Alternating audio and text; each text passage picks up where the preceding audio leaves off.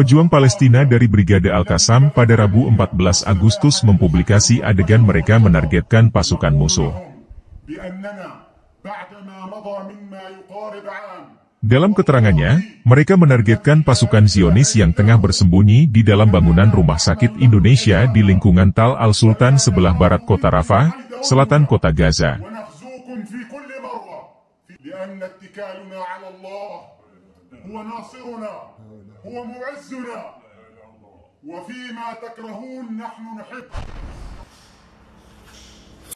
Setelah melakukan pemantauan dengan cermat, pejuang kemudian mengirim rudal TBG ke pasukan Zionis yang tengah berlindung.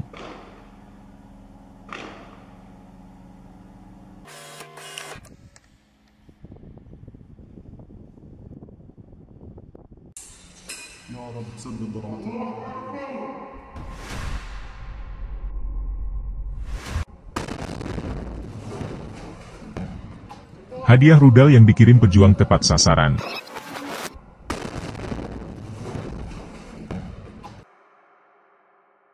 Tak lama setelah itu, Zionis mengirim helikopter untuk mengevakuasi pasukannya yang mati maupun luka.